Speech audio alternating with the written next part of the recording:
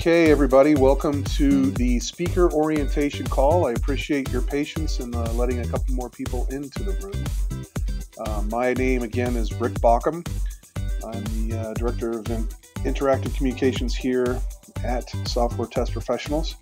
And with me today, not on microphone, but in the room helping me out, watching the chat and questions, is James Steiner. You've been communicating with James mostly throughout the process of onboarding as a speaker, and I'd like to thank him and let everybody know that either one of us, you can ask us questions at any time. But let's just go ahead and get this started. We have an hour today. This call really never takes that long. It's generally a little bit shorter than that, just depending on how many questions are asked. And speaking of questions, if you notice in your GoToWebinar panel, there is a questions panel. And as you think of things, if you would like to just go ahead and type a question in there, I will answer them. If they're relevant at the moment, I will answer them then, or I will answer most of the questions toward the end of the webinar or the orientation call. Just one note, we'll be referring to this website constantly, stpcon.com/speaker-resources. There on the screen, that's where everything is located, everything that you need to know about the conference. So if you have any questions, or most of them can be answered there as well. This session is being recorded, so I will post it later on this week on the speaker resources page. So if you'd like to refer back to it, you can do so. Or if you have a co-presenter that was unable to make it, you can forward that link along to them as well. It'll probably be on YouTube, and we'll just have it embedded there on the page. So without further ado, I will get started here. I kind of mentioned a few minutes ago, James, there's my contact information as well. Feel free to send me an email or call my cell phone when we're on site. I can answer all the questions you have usually, and if I can't, I can find an answer pretty quickly. We have Peggy Libby. She will also be on site. She's our president and CEO of Software Test Professionals. There's her contact information. And of course, there's James down there in the Cylon mask. I guess you were out skiing, right, James? Yeah. Running out there in the Colorado mountains. We are from Colorado, so that's generally where you'll see a lot of references we make to Colorado. So again, this is the contact, and this is the STPCon staff. Period. That's all there is. So this conference, this STPCon, this year will be in the Framingham Sheraton Hotel and Conference Center in Framingham, Massachusetts. It's about 35 minutes outside of Boston. It's to the east of Boston. I just got back from there for a site visit. It's quite a nice hotel. You can see in the picture here, it kind of looks like a castle, and that was apparently the intention. And it's kind of a neat little place. It's a very cozy hotel. All the session rooms and everything like that are generally in one area. The only part that's a little bit different is our grand ballroom is on a different floor. But it's a very well laid out hotel. The staff is great. I have eaten at the restaurant bar there, and they have some pretty good food and some great clam chowder. Let me tell you, it's really delicious. So I look forward to heading back there and having another bowl of that. But at any rate, it's in Framingham. It's actually on Worcester Road, which is a turnpike. So there are some things to do around the hotel. You're going to need to take a cab to those, or a shuttle, that kind of thing. So this is where the hotel will be, and you can find out more information on stpcon.com/hotel. There that is. So we have also one interesting question that we have received from folks is, how do I get from the Logan Airport to the hotel? Well, when I went out there, I tried a couple different ways. There's some commuter trains that you can take. Please note that the commuter trains are on a schedule. So you have to give yourself a lot more time if you're going to take one of the commuter trains. You can take a taxi cab from the airport to the hotel, or vice versa. I will tell you, it'll probably cost you around $80 if you take a cab to get from the airport to the hotel. This is probably your best option. It's called the Logan Express. I've created a page on STPCon called Getting to Framingham MA. And if you go check there, you can send you a little bit of information. Um, I'm sorry, I was just corrected. Yes, it is. Framingham is west of Massachusetts. Thank you, Robin. I was mistaken there. But the Logan Express is very, very convenient. It picks up in different locations, and depending on which terminal you're flying into, the bus shows up at the bottom of the hour and the top of the hour. It'll be a red and white bus. It'll say Framingham on it, and it'll also say Framingham in the little LED readout on the front of the bus as well. But you hop on, you get to Framingham Terminal, the Logan Express Framingham Terminal. As you're getting off the bus, you pay your fare, which is $12, and then you can take a cab from the Logan Express Terminal to the Framingham Sheraton, which cost me about $17 without tip.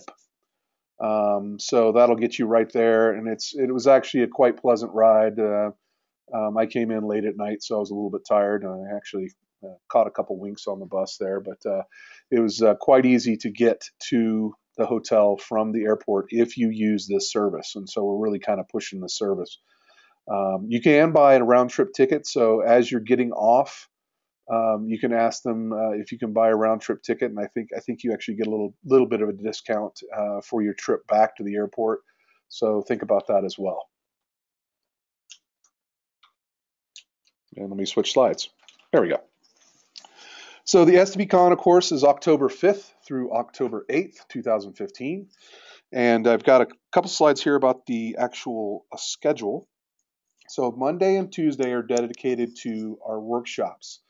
We have several workshops running on both days. We will start breakfast at 7 a.m. The workshops start at 8 a.m. We have half-day and full-day workshops both. So there'll be several half-day workshops in the morning. There'll be a couple of full-day workshops running. We also have lunch between noon and 1, which of course we provide. And then you go back and finish up your workshops from 1 to 5, and that's pretty good. So day 2 is pretty much the same thing, with the exception of a reception in the evening. We do what we have during these conferences, and we started this a couple years ago, or about a year ago. We started what we call the meet and greet reception. And the meet and greet reception is really designed for incoming people that are coming in for the full conference, which runs the next 2 days. That would be the 7th and the 8th. Also for the folks that have been attending the workshops over the last couple days to continue their conversations and those kind of things. And that will be running on Tuesday evening from 5:30 to 7. The great thing about this year is we're doing something a little bit different. Normally we do it in the hotel, usually in a restaurant space or something like that. This year, UTest and Applause have offered up their office. They have this really cool industrial office, and we're going to have the reception at the UTest and Applause headquarters, which is located directly behind the hotel. Weird thing is you actually can't walk there. There's a huge ravine that you would fall down into and perish. That's probably the moat, the back side of the moat for the Castle Hotel. But at any rate, we will provide transportation to the UTest and Applause headquarters. They're going to have quite a spread there with food, past hors d'oeuvres and drinks. So beer and wine, those kind of things, and some interesting activities as well. So make sure you show up for that. It's very important. We really like our speakers to be there so that they can meet the attendees, they can meet other attendees, those kind of things, meet the speakers. So that's very important. Now, some of you that are not performing workshops, you're actually doing sessions on the 2 days after this, would like to attend the workshops, and we make that available for our speakers. We charge $300 to attend those workshops, and basically what that does is it covers our cost of food and those kind of things. I know that sounds ridiculous, but hotel food is very expensive. At any rate, you can attend those workshops yourself if you would like to on Monday and Tuesday. You just have to contact James and his email address will be in a couple slides here. You can just contact him and let him know you'd like to attend, and we'll get you all signed up. So the next 2 days, of course, are the full conference. We have the 7th and the 8th, Wednesday and Thursday of the week is day 3 and 4. Today we kind of switch it up a little bit. We start breakfast a little bit later. We start breakfast at 8 o'clock, goes till 9. On both days we have a keynote address in the morning from 9 to 10. And then we kick off these session blocks starting at 10:15. So you have a little 15-minute break in between the keynote address and the session. That gives the speakers time to get to their rooms, to set up their computers and those kind of things and get ready for their session. Session block 1, 10:15 to 11:15. Session block 2, 11:30 to 12:30. And then we go back to the ballroom for lunch, see another keynote address, and then we go back into session block 3 and 4. On Wednesday evening, in the hotel, not at the UTEST Applause headquarters, we do have our big welcome reception. And this is our main welcome reception expo hall kind of thing, where we bring everybody together. We have some food, we have drinks again, we have prizes that the sponsors bring, all that kind of stuff. So you want to make sure you come to this as well. It's very important. It's fun. You get to make some more contacts and kind of hang out, have a good time, and possibly win a prize. I know the last few STPCons we've been to, some of the speakers have actually won prizes, and it's quite fun. So that's important to remember. Wednesday evening, 5:30 to 7:30, that will be in the grand ballroom area where we have the general session, so it'll be very easy to find at that point. Thursday, back to breakfast at 8 a.m. Of course, we like to feed you guys, so we'll have we're constantly eating. Again, another keynote address, and then we go through the day from there. Pretty self-explanatory at that point. We want to make sure that we keep you guys busy. And then you'll see that I actually made a mistake here on my presentation. I have the welcome reception actually happening also on Thursday night, but that will not be the case. After 4:30, we are gone. So the conference ends at that last session, and we'll be out in the hallway saying our goodbyes and this, that, and the other, and then we'll be getting ready for spring. So your conference, as a speaker, you get a complimentary conference registration for the 2 days of the conference, 10/7 and 10/8, which are Wednesday and Thursday. You can go to all the sessions, all the events, anything you would like. Of course, all the food is also provided for you. Again, as mentioned earlier, if you want to attend the workshops on Monday, Tuesday, you can do so. Just contact James for details. He'll get you signed up and everything like that. And again, I mentioned again, please do not forget the meet and greet reception. It's going to be a lot of fun. I'm looking forward to it. I actually toured the offices when I was out there a couple of weeks ago, and it's kind of a cool place. And the UTEST people are a lot of fun. So I'm looking forward to that definitely. So upcoming speaker deadlines. We've got a couple that are coming up. This is the most urgent one that's coming up right now. We have September 4th, or this coming Friday, is the AV request forum. You can find that on the speaker resources page. If you have any out of the ordinary needs, like you need some flip charts, you might need some speakers for sound, those kind of things, let us know. Just so you know, all the rooms include a projector. There's a screen that's going to pop down out of the roof for you. We'll make sure we have a slide advancer there for you.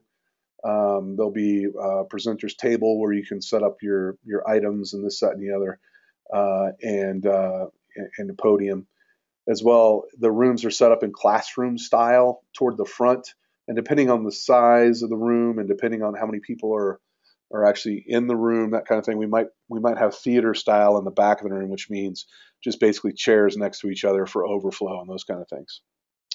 Got a question about internet access just now. There will be internet throughout the conference on Monday, Tuesday, Wednesday, and Thursday. It'll be available in all of the session rooms as well as the grand ballroom. So that's something that we provide. In addition to that, we will also, I believe, I'll double check on this and I'll follow up with you guys, but I believe the hotel also provides internet access to your room. So you'll go to your room and you can sign into the internet there, and they'll just basically remove that cost off your bill when you leave. So that's actually kind of nice. Another good question from James, HDMI or VGA? Very important question. We run VGA everything. So we'll get to that in just a moment about how many, what kind of, adapters you want to bring and those kind of things is very important as well. We have another question. How many projectors do we have? Each room has one projector. So we're not set up to do anything other than that. So that would be there'd be one projector, and that's why you need to bring your laptop and your VGA adapter if you have one. Okay. Another upcoming speaker deadline is September 11th, Friday. That will be work.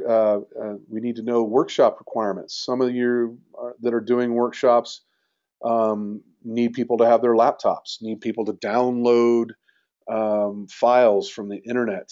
Need a little bit more bandwidth, all kinds of things like that. They need to be able to plug in their machines, those kind of things.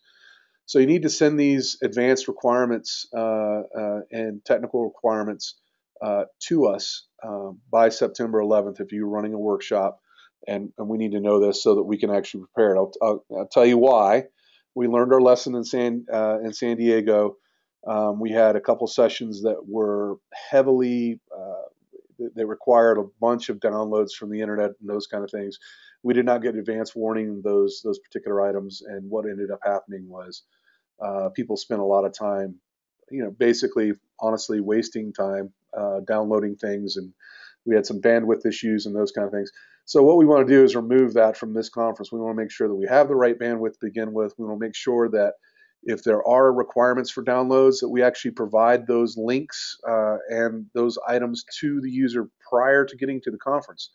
Therefore, they can take care of those items before they get there so that when the session starts, you guys can hit the ground running. And that's some feedback that we received from our attendees last time, and we want to make sure we honor that because we do pay a lot of attention to our feedback forums and so on. So if you've got some of these things, or if you've got some questions that you need answered about this particular deadline, please let James know. He'll be able to answer anything. And we just want to make sure we get this done as quickly as possible. The last upcoming speaker deadline is the presentations. Those are due by September 18th. You can send your presentation to James. We accept PPT, PPTX, Key, and PDF. Note about PDF, if you do send us a PDF of your presentation, make sure it's 2 up or 2 slides per page. Basically what we do with the presentations when we receive them, we convert all of them to PDF and we place them on our website for the attendees to download. We place it on a secure, password protected website. The attendees can then download the presentations on the sessions they wish to attend, and they can kind of look at the presentation prior to getting there, and maybe it'll help them figure out some questions prior to getting there and those kind of things. And it just makes the sessions overall more efficient going forward. Please no larger than 10 megabytes. There's a couple reasons for that. Number one, we like to try to keep the size down for people that are downloading those kind of things. It's also, of course, easier to transmit that across email and those things. As far as your naming convention on your PowerPoint, if you could put your last name dot abbreviated session title, and that'll help us organize when we are placing these things up on the website. And again, presentation guidelines are available on the stpcon.com/speaker resources. There's also a template. You can see the template I'm using in the background now is the template that's out there. So it doesn't, as far as the text size, text color, the font, and those kind of things, you guys can make that up on your own. If you don't like what we have on there, just delete the boxes with the enter text here thing, and you can copy and paste your own stuff in there. And you don't absolutely have to use our PowerPoint template. We just make it available for those of you who want to. We generally see about 50-50 folks using it versus not using it at all of our conferences, and it really doesn't bother us either way. Some of you I know have proprietary PowerPoint backdrops that you need to use, and that's fine. So don't feel pressured to use our PowerPoint template, but it is available for you if you would like to use it. Got a couple questions in here that I missed. They stacked up on me here. I apologize. I'm going to take a look at them real quick here and see if I can answer those while we're around here. For workshops, okay, how many projectors? Do workshops attendee receive any printed copy of the materials when they attend? Yes, they do, if you require it. So that'll be one of the workshop requirements. Some folks in their workshops don't require, they don't ask us to print them out. There's some folks that want certain things printed out for their workshop. If you let us know what those are and provide those to us, we can actually print those out for you and have them available for the workshop. Thank you, Robin. May I use a different presentation template? Yep, answered that one, Michael. Our workshop PowerPoint PDFs also posted on the website? Yes, they are. As I stated, we put them there to make sure that the attendees can get to them and print them out if they want.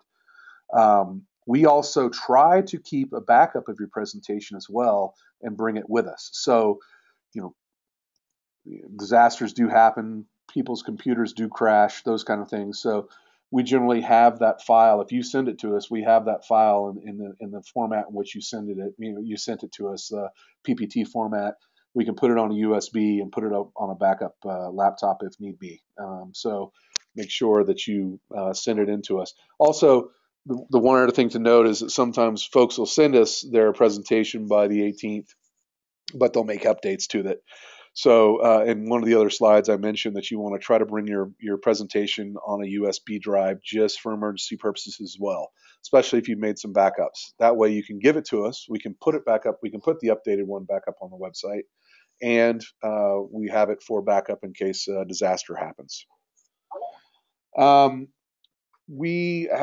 Jim mentioned about the attendee feedback forms that I mentioned earlier. This is very important to us, and I was planning on talking about at the end of the presentation, but in the back of the room, generally at the ends of each tables for each session, we will collect all the filled out forms and replace in everybody's rooms new forms so that they will be able to fill them out at the end of the presentation. But these attendee feedback forms are very important to us to make sure that we've got the right speakers, the right topics, going forward for our conferences, and we do pay quite a bit of attention to them.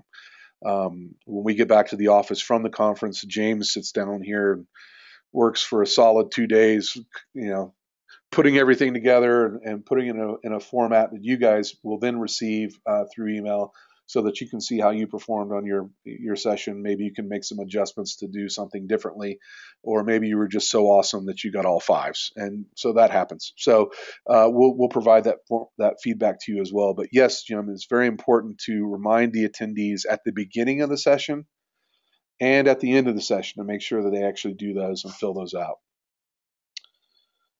So Leo asked if we need to ship materials to the conference in Bath. How far in advance do we need to ship them to the hotel? Leo, I would do it a few days before, like try to get it there the week before the conference starts. So if you can get it there like Wednesday or Thursday or whatever, that would be great. Very important that you get those things there on time, especially if you're a workshop leader and you have workshops, I know like Leo does. You want to make sure that stuff is there and secured so that we can make sure we've got everything ready to rock and roll. If you have questions on how to ship that stuff, you can send an email to James, or I believe it's on the speaker resources page as well. Is that correct, James? Yeah. So, or just send it to the address, and you want to make sure you put attention your name, or if it's workshop materials, probably attention our name. So either Rick Bauckham or James Steiner. And of course, reference the STPCon conference as well. So that'll be important. Jessica asked if the sessions are going to be recorded. No, they're not. There might be a few recorded. We've been working on getting that, finding services to do that for us. We typically do it ourselves. We have one recording device. that we pick out some of the most popular sessions.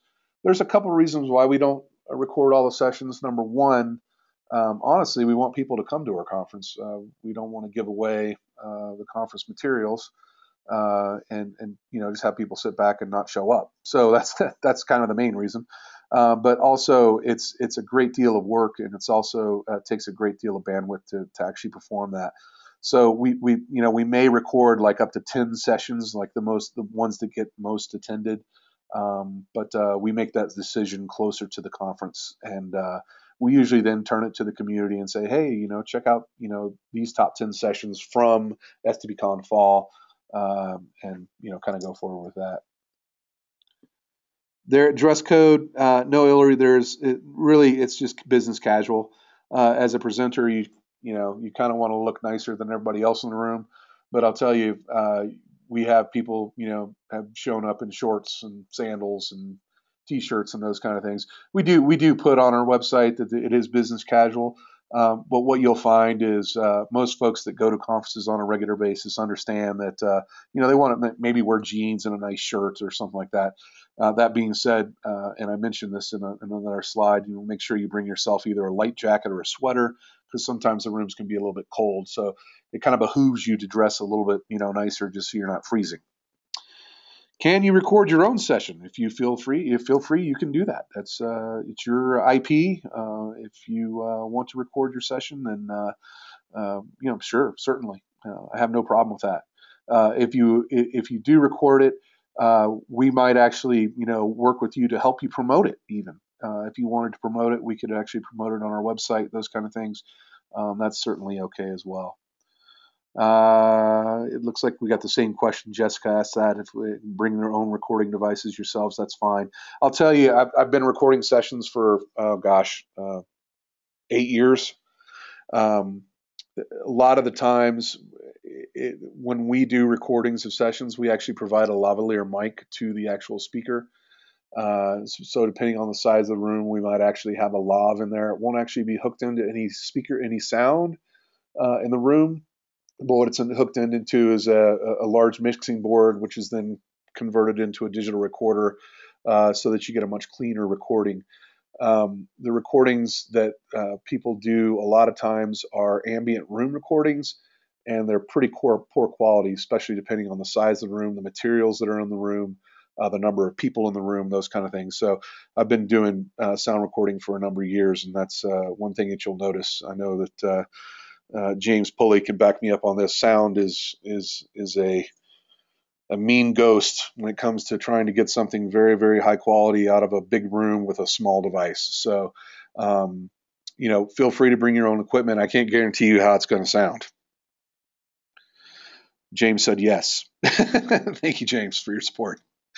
What if the presentation size is greater than 10 megabytes, as contain a lot of screenshots and those kind of things? You can generally, if you yourself save it as a PDF, if you have that capability, and then you can compress the PDF or those kind of things, and then send us the 2-up PDF, that would be great. It's also a kind of an upload limit on our website. I've gotten around it a few times, but I got to call the admins and that kind of thing. But certainly, if you do have quite a large presentation, then we can make it work somehow. You'll just work with me and James, and we'll figure it out. So no worry there.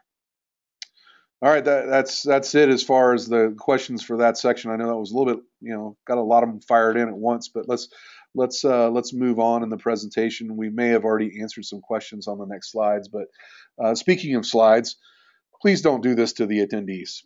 This is an example of a horribly compact and poorly done slide.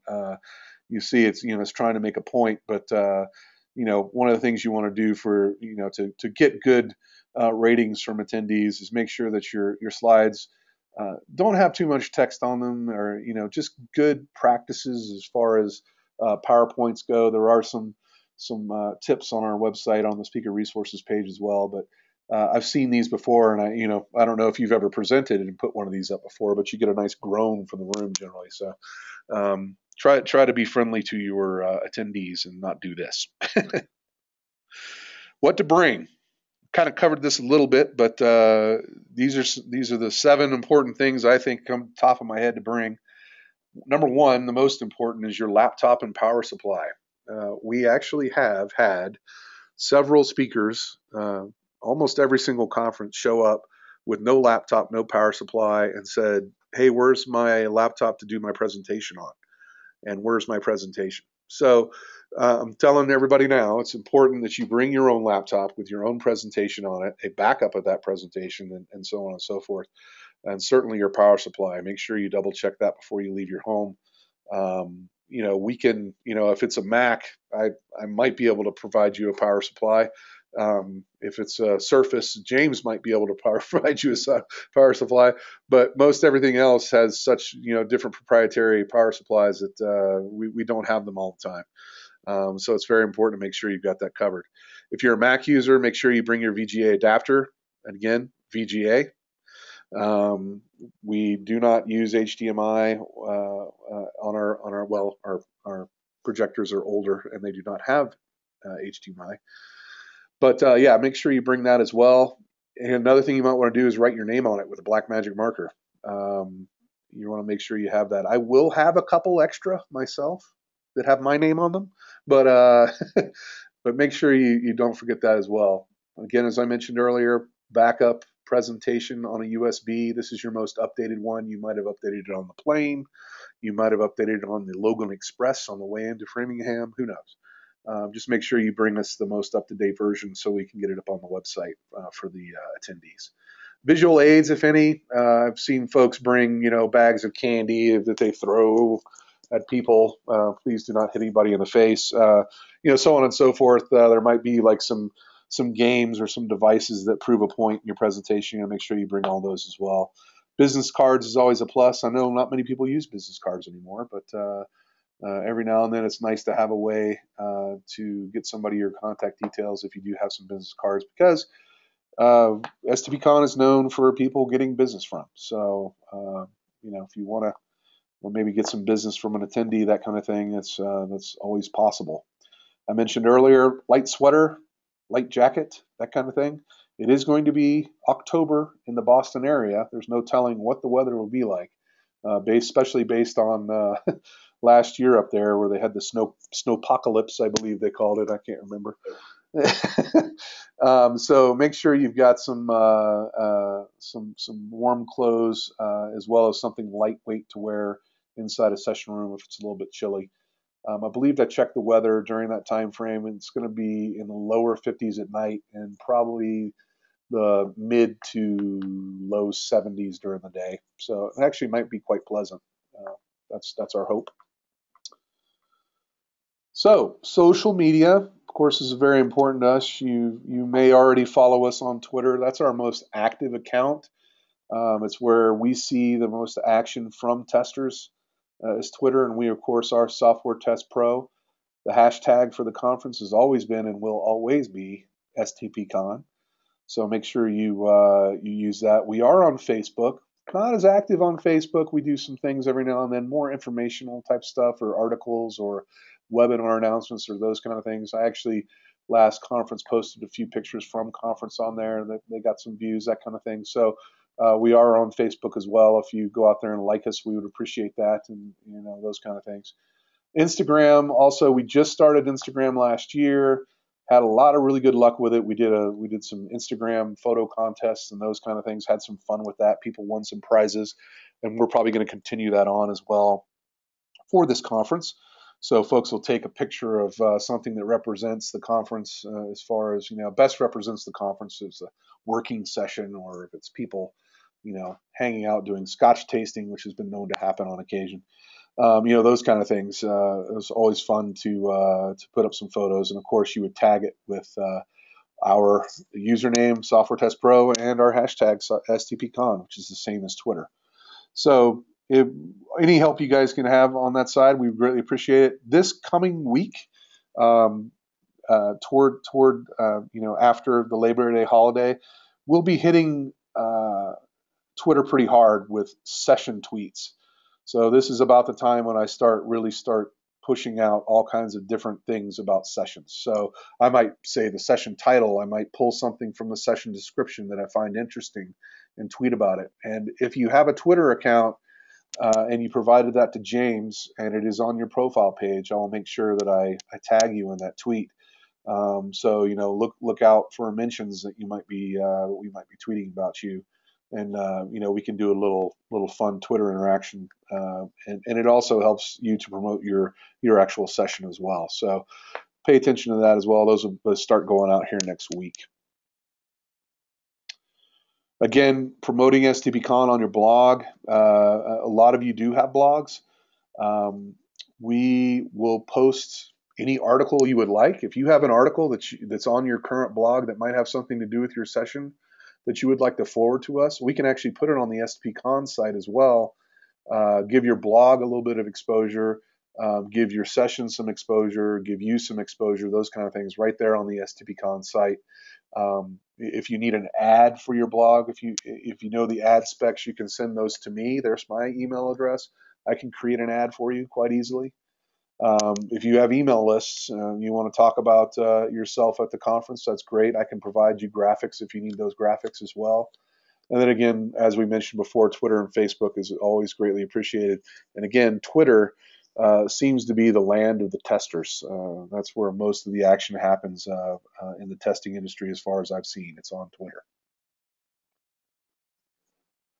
And just one more time, here's our contact details. So make note of those. Again, I am recording this session. I will post it in the next couple of days if you'd like to refer back to it. And make sure that you give us a holler if you have any question. I see that Jason Huggins is online. It looks like he says, "Come to my keynote." That's right, Jason Huggins. We're really excited about his keynote. Of course, the father of Selenium, I guess. And he's on Twitter at Hugs. Always fun to interact. I was thinking, Jason, I was looking at some of your things, and I thought you should bring one of those cool robotic tap machines. I think that'd be kind of neat for everybody to see. The tablet tap machines, those were pretty neat. But Jason's keynote is on Wednesday at lunch. So directly after lunch, he will be presenting his keynote about. I believe it's how to stop the government from getting into the software business, basically. But should be pretty interesting. I'm looking forward to it, Jason. Appreciate it. Oh, and it says, "Will do." All right, bring a robot. We appreciate that. So, if there are no other questions, if there are questions, feel free just to go ahead and type those in here. We're looking forward to seeing everybody in Framingham. Again, the software, where everything is on stpcon.com/speaker resources. If you have questions, of course, you have James's email, my email address in there, as well as Peggy's. And this is our general email, info@softwaretestpro.com. We are always available, and we can answer your questions pretty quickly. So if there are no other questions, doesn't look like